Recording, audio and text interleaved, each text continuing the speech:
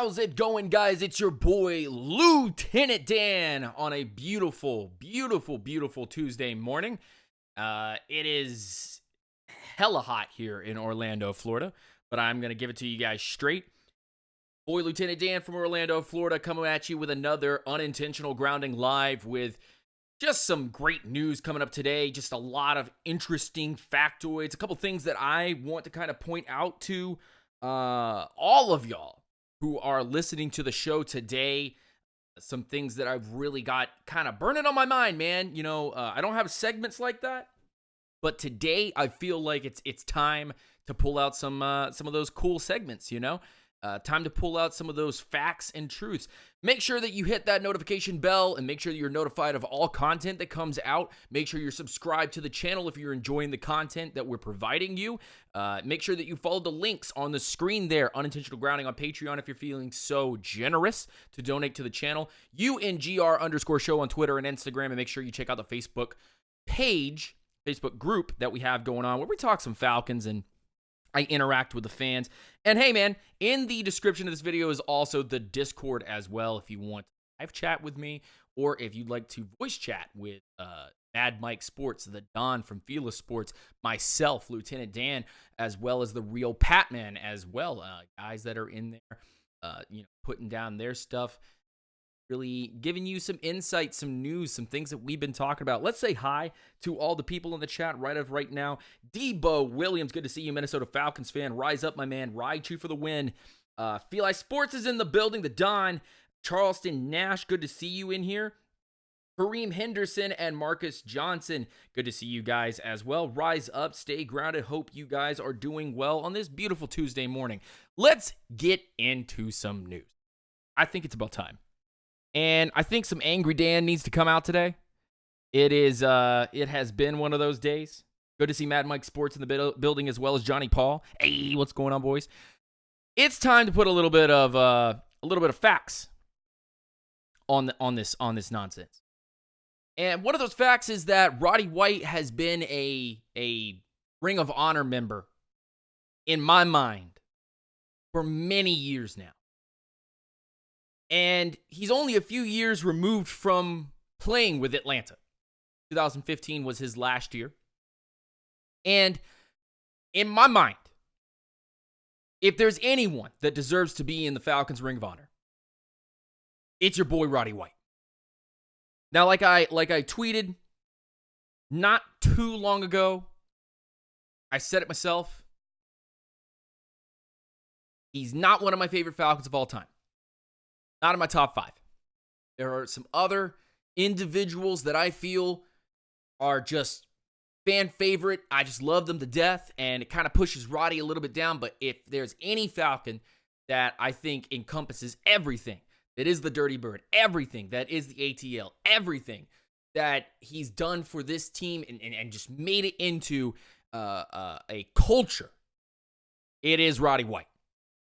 And Roddy White becomes now I believe the 5th or 6th member of the Falcons Ring of Honor. And just to dot down a couple of things for you from his career. 171 games, 149 started. He was targeted 1,377 times on 808 receptions for 10,863 yards. And it's interesting that you have 13.4 yards per reception, 63.5 yards per game.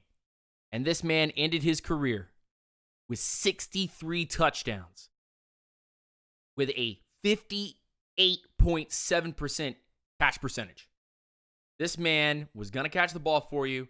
He was going to churn it upfield. He was going to beat you deep. And some of the things that I kind of want to highlight about Roddy White, some of the things that I remember about Roddy White, and just go into a few stories very quickly, were the times that we beat the Ravens. When we beat the Ravens, let's see, I think it was 2009 or 2010, where he wins us the game at the end. The touchdown catch on Richard Sherman, which I think is absolutely insane, where Sherman comes over and comes and claps in his face. I did it. And Roddy that whole game was having a hell of a battle with Sherman. My bad, Cookie by nature. He's the 11th member for the Ring of Honor. But in that same vein, I remember plenty of times early on in his career where Roddy White was Mr. Stonehands, Mr. Butterfingers, Mr. trying to do too much, Mr. drops a lot. And suddenly, in the span of only a few years, Roddy White became a staple of this franchise, one of the most dependable members of this franchise, one of the guys that I think every single Falcons fan in here can at least, even with some of the off-the-field antics that happen, even with some of the on-the-field antics that have happened, Roddy White was one of the most consistent and respected members of this Falcons organization, and rightfully so. And the Falcons didn't live and die with Roddy White, but without Roddy White's services, a lot of things wouldn't have happened. I remember plenty of times where Matt Ryan and Roddy White, Matt Ryan to Roddy White, Matt Ryan hitting Roddy White. I remember, almost like it was yesterday. And it's clever. It's clever on their part for the Falcons to have kept him as long as they did and finally say, look, Roddy, why don't you go out on top? Why don't you go out on top? There's no reason to try to destroy the tread on the tire that we already know is pretty worn. And I remember back in 2016 when they didn't want to bring him back. And they said, okay, we're done. And Roddy actually made a fit of it. At first, he was like, oh, it's fine. It's fine. This is okay. And then I do remember a couple of times where Roddy White was like, look, man, you guys could have needed me. And that was the year that the Falcons took off, went to the Super Bowl. And I remember vividly that I think Roddy wanted to, potentially Roddy could come back, and Shanahan was like, no, I want to run with certain setup. And I just want to say this, man, just to finish off this Roddy White conversation. I think Roddy White was one of the best, if not the best, Falcons wide receivers up until we got Julio Jones. And I don't think there's really a question when it comes down to Falcons wide receivers. Obviously, Billy White Shoes Johnson. But out of all the amazing Falcons wide receivers, I think Roddy White does come up in my mind more than enough times next to Julio Jones. I think Julio Jones, Roddy White, Billy White Shoes Johnson were the ones that I think really made this Falcons offense what it was for many years. People wanted another Billy White Shoes. They got Roddy. People wanted another Roddy. They got Julio. So, man, I don't think there's any debate that he should be in the Ring of Honor. I'm so glad that he is. Super, super, super happy. Again, not one of my favorite Falcons, not my top 5, but top 10 and 100%. 100%. One of the Falcons that I would take in the top 10 and deserving of being in the Ring of Honor. Without question. So could I just get everybody in the chat to give a rise up and some claps to Roddy White making it in as the 11th member of the Atlanta Falcons Ring of Honor.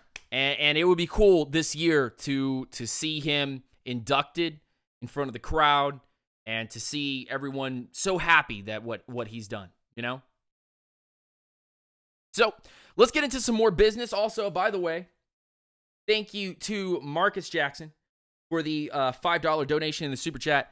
Marcus, if you got something that you want to say, my man, let me know, and I will try to read that question. When you guys send any Super Chats, you have the ability to write a question with that Super Chat, and I will focus mainly on your question if you do donate in the Super Chat. Just very quickly, one more time, thank you to Marcus Jackson for that Super Chat donation. I really appreciate it, my man. Rise up, stay grounded. So, I think it's about time that we talk about change. Change is scary. change is a scary thing. I think everybody in this chat knows that change is it can be a double-edged sword. When people changed from pagers to cell phones, when people changed from, I mean, there was stuff in between, but you get what I'm saying. People changing from diesel and gas to, smart cars and electric. The updates that have happened in the NFL from time to time have really bothered people, ruffled some feathers. I think everybody can understand that. It's not hard to understand. It's very simple. Change is scary. But one thing that I think Falcons fans, above all, have a hard time dealing with is change within its own organization. The fan base is like, and please kind of bear with me as I say this, but the fan base, I think for every fan base, all 32 fan bases are like camps of wild cavemen that have horses and giant spears and whatnot. And any change within that group, they start freaking out. Guys like D-Led start writing articles, it's Matt Ryan, he hasn't been throwing the ball very well. You guys got a couple rookies in there. It probably would be helpful if you had a running attack, maybe you want to throw some 2020 picks to go get yourself Todd Gurley or something.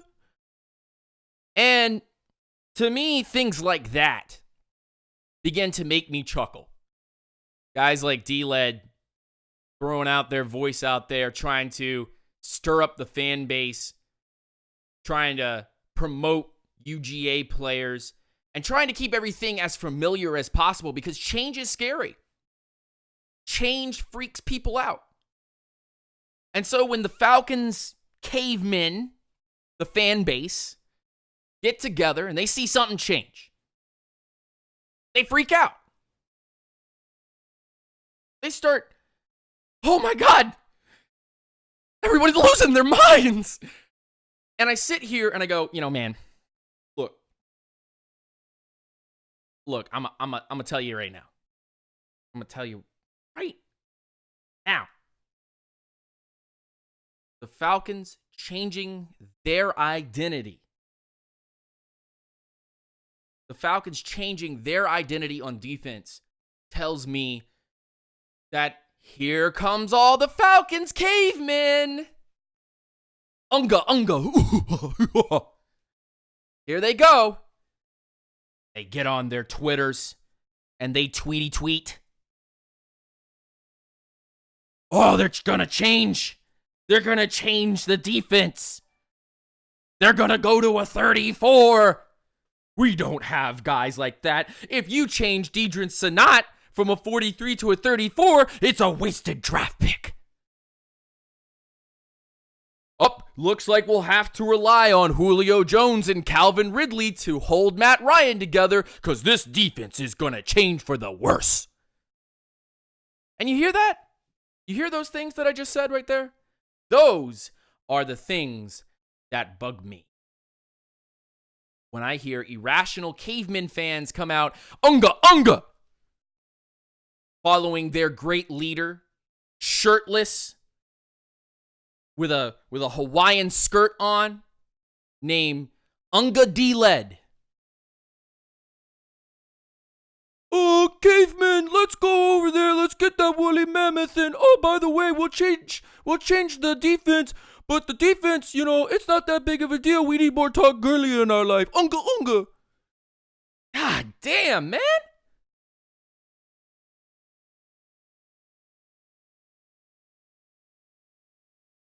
And it bothers me that even Falcons media themselves don't want to hear the change. They put blinders on and they stop themselves, not naming any names, but certain Twitter personalities, certain Falcons media personalities, certain individuals who write about the Falcons, they don't want to hear it. They don't want to see it. They want it to be some kind of big surprise. Meanwhile, here in the underground, Meanwhile, hashtag grounded facts. Use that every time you see the unintentional grounding or people that are associated with unintentional grounding. When they use this hashtag, use it with them. Grounded facts. Hashtag grounded facts.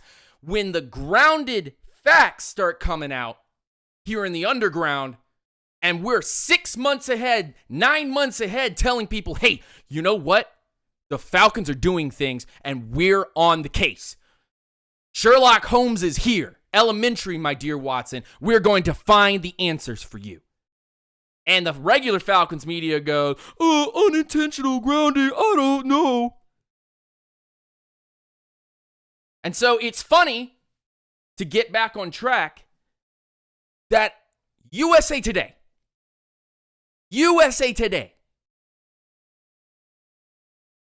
and the Falcons Wire, their affiliate that covers the Atlanta Falcons, shout out to them because they decided to take a chance on what the underground is preaching. Hey, the Falcons look like they might be changing to a 34 defense. Here are the reasons why. And it hit me. By the way, if you already haven't said hi in the chat, please go ahead and say hi. I'll try to say hi back the best that I can. Good to see Cookie by Nature in here. Bob Money. Mr. Irv Got T. Marcus Jackson, good to see you in here. Brazilian X Skills, my man. Dak Savage, good to see you. But it's funny to see a mainstream media news source that covers the Falcons, does not go out and shoot rumors, does not say crazy stuff, just goes out and says the right thing, says the news of the day. And a news source like that, Falcons Wire, comes out and says, hey man, here's the article detailing in a pretty good detail. I'll say that the article was good. But here are the reasons why the Falcons may look like they're changing to a 34 defense. And suddenly, they start following all the affiliated unintentional grounding members as well as following unintentional grounding. Your boy, Lieutenant Dan. That's not a meme. That's not a joke. That's not coincidence. That is called tying the strings together. That is called tying the strings together and finding the destination at the end of that string. Finding the truth. Because at the end of the day, and just allow me to step back and say, I'm not trying to start any violent acts here on social media. But look at what all the other social media members are saying. Nothing. Look at all of the guys in the underground actually preaching the preach and walking the walk and talking the talk and showing the stats and telling you all the information you need to know. We're actually coming up with real life stories. And we'll go for days without saying something because you know what? We're researching, we're talking, we're boiling it down for you. We're getting to the root of the issue, of the problem, of the solutions going on in Falcons territory. And I think it's funny. I think it's funny that a group like USA Today with the Falcons Wire, and they come out and they go, 34 defense, while nobody else wants to talk about this. Nobody else is willing to go out and open their minds for just 2 measly seconds. I do have a request in the chat right at this very moment to do one more D-LED. So I'll go, okay, one more D-LED. The Falcons, they don't have a 34 defense capable lineup, and I just want to know, if you're done being cool and whatnot, you guys are good, then why didn't you guys draft another 34 defensive end in the draft? Because it would have really given us opportunity to stop the run. And speaking of the run, how about Top Gurley? Because That guy, he seems like he would. D-Led, please. Your excuse for the rest of the radio talk show podcast, whatever this is, get out. Get out right now.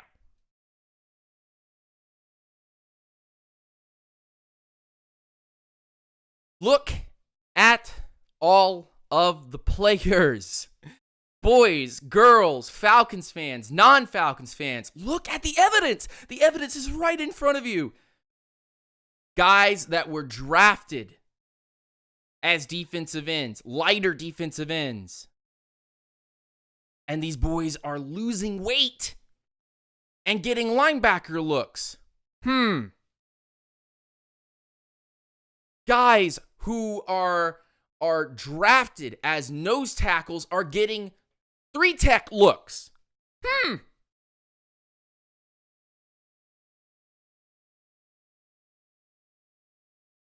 Guys who we were looking at during the draft process, Zach Allen, Dexter Lawrence, Christian Wilkins, LJ Collier, these guys are all 34 guys. They all have 34 ability. A guy like John Kaminsky, who got drafted by the Atlanta Falcons in the middle of the draft. He is a hybrid inside-outside guy. He is a 34 defensive end. It's not so difficult to put the pieces together and write a little article about why it could work or how it could help the Falcons.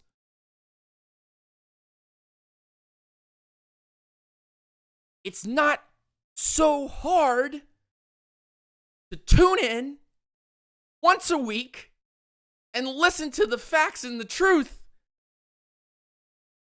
versus having to read 25 articles about Julio Jones gaining weight or memes from the Falcoholic because they can't come up with any new content because they don't want to talk about a 34 defense. I wasn't supposed to say anybody's name, but I want to bring it up.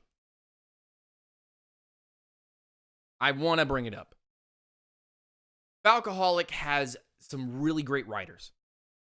And yet, they sit around acting like this isn't happening. And there are others,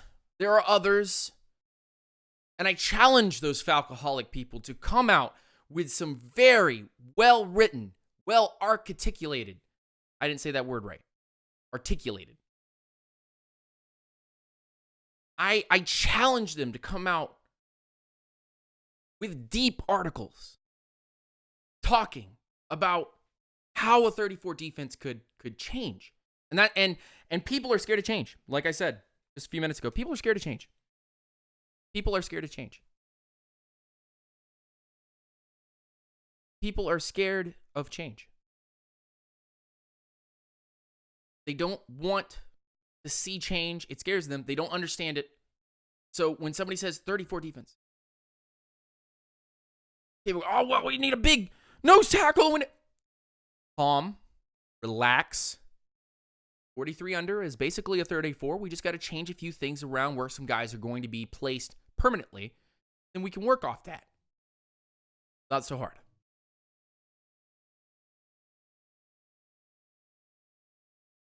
Yeah, it's a challenge, not a diss. Not a diss.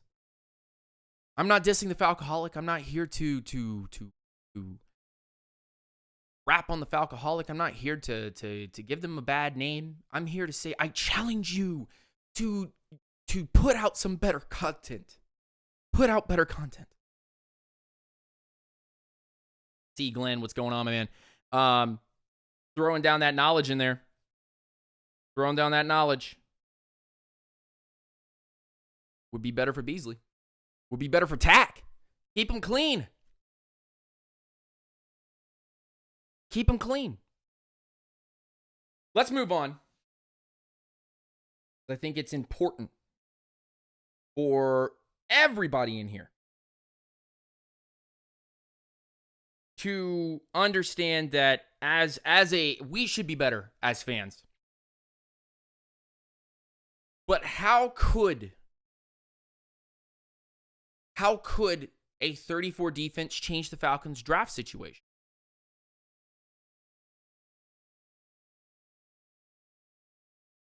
How could the Falcons' draft situation change? Well, this is important because I want everybody in here to understand where we sit right at this very moment.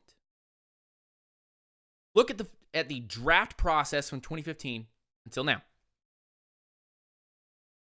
Outside linebacker, defensive end, Vic Beasley. Inside linebacker, outside linebacker, Devondre Campbell. Inside linebacker, Deion Jones.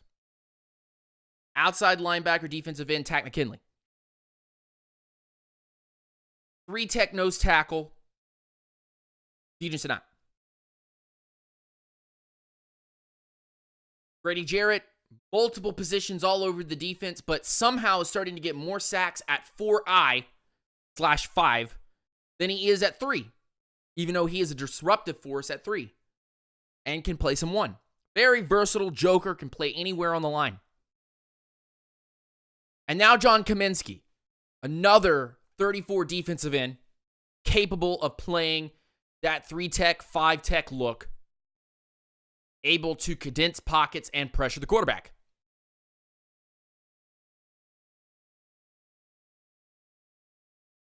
That right there, if that doesn't tip you off from where every one of those guys were selected, then you're not thinking about it. Think about that for a second. Everyone in the chat, stop for a second and think about where all of these guys have been drafted. The outside linebacker defensive end position has been picked up by Takk and Vic. If you're running a 34, those positions are super important and must be drafted very, very, very, very, very, very high. Well, Vic and Takk were drafted in the first round. Guys like Sinat and Kaminsky and Grady Jarrett, interior dudes that you hope turn out to be really good, but you don't have to use a top capital draft pick. 3rd round, 4th round, 5th round. Look where these guys have been selected. Very, very seldom have any defensive tackles been on the Falcons list very, very high until this last year. Maybe 2 years, but it changes the philosophy. You're looking for outside linebackers as a top priority. Inside linebackers probably as a secondary priority. Corners and safeties. You could care less about the interior dudes at defensive end and defensive tackle because those guys you can bring off anywhere in the draft. Anywhere in the draft process. As long as you feel you can still get the talent you're looking for in the later rounds, or in whatever round you're looking to draft your corners, your safeties, or your linebackers, then defensive ends in the 34 and the defensive tackles, pretty much the same thing. These guys don't have to be drafted very high.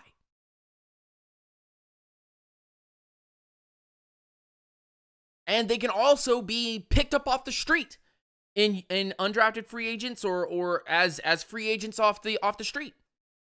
Guys like Adrian Claiborne are one of those guys that can be put in there. Guys like Tyler Davidson or guys like Poe, you bring them in to continue that look. And it's just that simple. You have to draft corners higher because they're higher on your priority list. You have to draft linebackers higher because they're higher on your priority list. You have to draft safeties higher, although we have hit on a couple of late round safeties. And so that puts more emphasis on fixing the offense. When you run a 34 defense, you can stack unwanted, underappreciated defensive tackles and defensive ends on your roster and speedy, technical, smart, efficient outside linebacker defensive ends on your roster as a bigger priority. But you draft those higher. Everything else is a top priority, and it puts more clout on offense. Drafting great offensive line. Keeping your quarterback upright. Giving him responsible weapons at tight end and at wide receiver.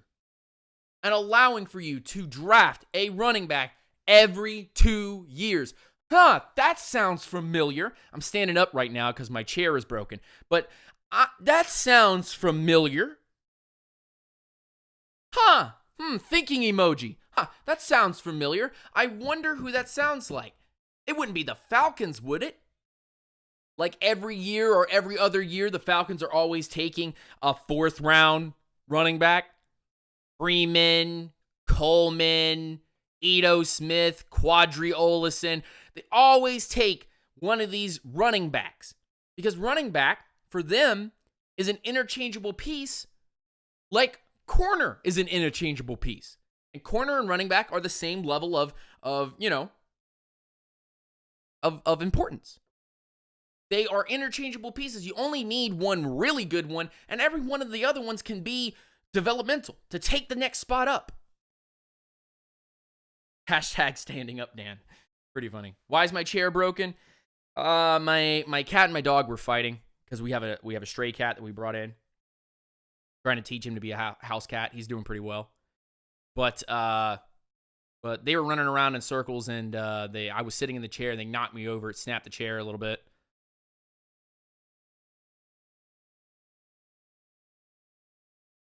So it simplifies everything, kind of like Skills is saying in the chat right now.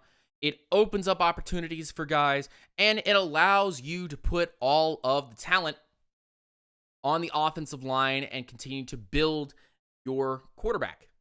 Build for your quarterback. And then you draft high on the safeties. You draft high on the linebackers. You draft high on the corners. You develop them well. You draft many corners. You do not draft a few. You draft many, many corners. So it is just my thought process at this point that as we dig deeper into the Falcons and we understand more of what they're capable of, what their identity may be, because Dan Quinn has already said it. He's watched some 6,000 plays or some silliness like that and said that he did not like what he saw from the defense.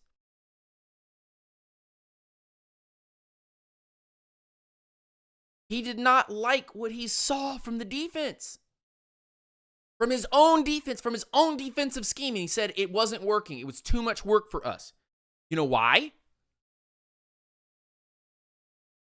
You know why? Because we didn't have the talent to do so. Because the way the team is set up, and I'm just letting you guys know what the facts are. This is the facts. This is going to hurt some people's feelings. This is going to make some people upset. Some people are going to go, yep, I know. Some people are going to go, oh, really? And then there's going to be some people that are going to be like, oh, come on, Dan. Don't be like that. This team is set up around Matt Ryan, which means that offensive line is going to be first. Weapons around Ryan is going to be first. Setting up a great wall around Matt Ryan is going to be first. It should always be first. And so that means that unless you are going full defensive drafts every year, looking for great defensive tackles, great defensive ends, unless you're looking for all the great defensive linemen in the draft every year, your 43 will suffer because 43s predicate themselves on D-line talent play. A 43 defense really needs you to play heavy defensive line that can control because you're playing less linebackers. They need to get to the quarterback. Those 4 guys must get to the quarterback. A 43 defense must get to the quarterback. It is predicated on attack with those 4 guys. And guess what? The Falcons just haven't drafted that way. They've drafted run defense. They've drafted fast edge dudes. And you know what that means? That a 34 defense should have happened a long time ago. Long time ago. You can stunt out of it. You can blitz out of it in so many unique ways, not only from your your linebackers and your defensive linemen, but you can also come at people with safeties and corners all over the place, and it forces you to be more creative. Hey, I'm going to share all these plays with you guys. You go ahead and start telling me how you can kind of intertwine. It's like spaghetti. When you look at a thing of noodles, they're not all straight. They're all over the place. And that's how unpredictable you want to be as a 34 defense. I know I'm making silly jokes here, but you understand what I'm saying. So at the end of the day, I sit back here and I go, the way the Falcons have drafted has been for a 34 defense. Without question, their free agent acquisitions and their drafting has all been for a 34 defense. Why not just be base 34? It makes too much goddamn sense. Guys like Vic and Tack will be kept clean by bigger guys in front of them.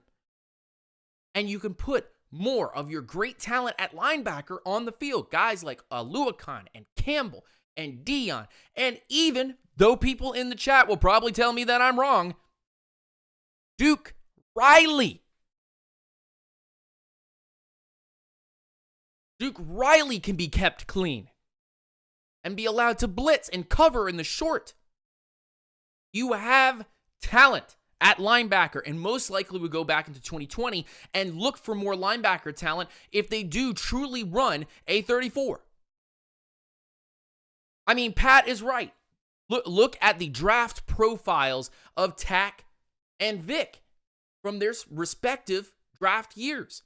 And you can tell this should have been a 34 defense a long time ago. But the way that Dan Quinn wanted to present this defense was a hybrid of 43 and 34. And it turned out that while in the right circumstances, with their defense, with their ears pinned back, always aggressively attacking, even if they were getting beat up for it.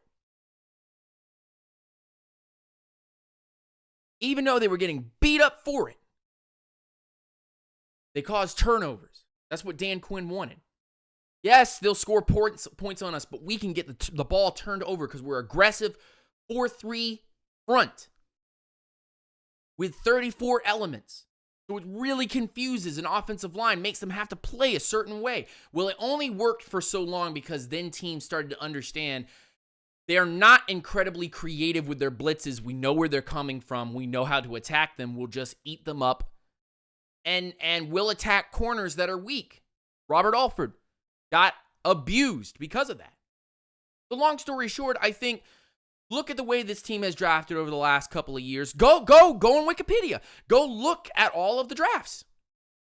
2015, 2016, 2017, 2018, 2019. Look at all the drafts. Look at all the defensive talent that we put on this team. Look at the free agents that we have brought in every year. This should have been a 34 defense a long time ago. A long time ago. It should have not been a silly hybrid back and forth. It should have been a 34 defense a long time ago. Back on NCAA 14, if you guys remember that game, they're trying to promote that they may potentially come out with another NCAA game. NCAA 2020, NCAA 2023, whatever.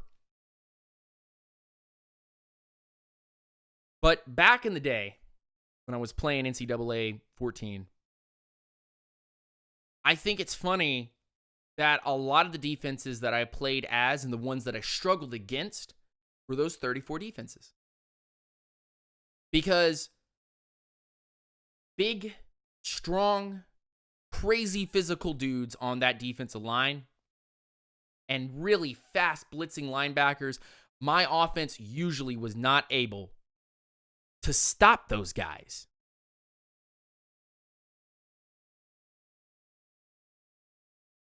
I couldn't stop them because they stopped my run.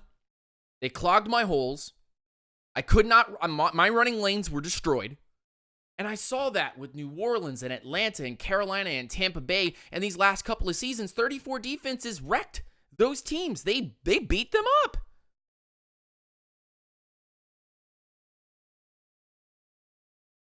I want to quickly state in here as well that, hey man, we're a community, right? Can I get a rise up from everybody in the chat. But we're a community, so anytime you see somebody say hi, anytime you see somebody come in, anytime you see somebody just tuning in, let's give them some praise. Let's say, hey, what's going on? Glad to see you're back. If you're new here, thank you for tuning in. I really appreciate it. And all of us appreciate it.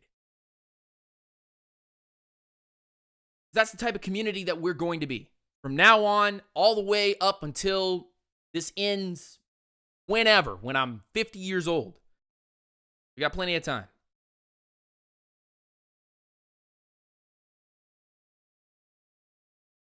But let's create a community in here that everybody can come in here and feel welcome. No matter what team they're from, except for you, Saints fans, you can stay right out. Oh, but Dan, D-Led here. You shouldn't be mean to the Saints fans, cause they beat you up usually in the season. Hey, look, D-Led, you should not have. No, you just sit back there. Why are you even in my house, bro? Get the hell out of my house.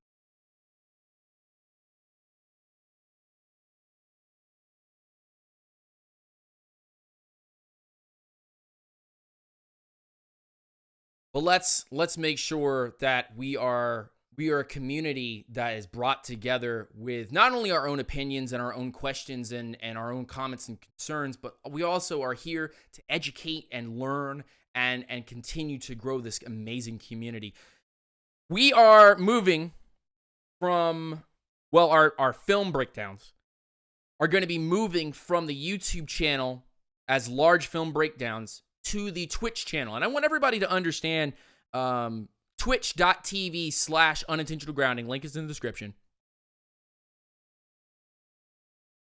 We are going to be, anytime the Falcons have any contact with any players, we are going to break down their film on Twitch. We're going to have long, hour to 2 hour long film sessions. We're going to be checking out every single bit of tape.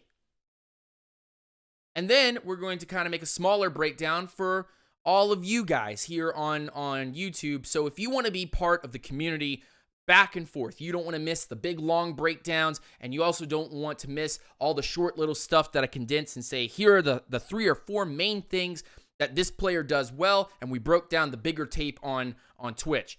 If you want to be part of that, go over to twitch.tv/unintentional grounding. Link is in the description of the video, because I'm going to be over there playing video games, film breakdowns, and live chats with a lot of you guys. I'm actually going to be taking phone calls on Twitch from this point on. And over here will be the podcast, and will be the smaller film breakdowns, and will be some of the highlights that go on from Twitch. We are not leaving YouTube, but we are opening our horizons. And like I said early on in this, and I want everybody to understand, like I said early on in this, change is scary. Even for myself, someone who has to change the way that their videos are worked on, to change the way the product is coming out, make a better community for you guys.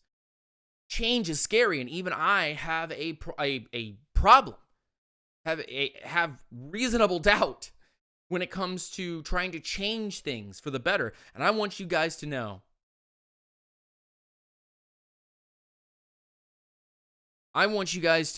that change is going to happen, and don't be scared of it. And I won't be scared either, and we'll make an amazing change for you guys. My name's Lieutenant Dan. This was Unintentional Grounding Live. Thank you for tuning in. Really appreciate it. I'm going over to twitch.tv/unintentional grounding right now, and I'm going to go play some video games with you guys. Answer your Falcons questions over there. And talk a little ball and talk a little life.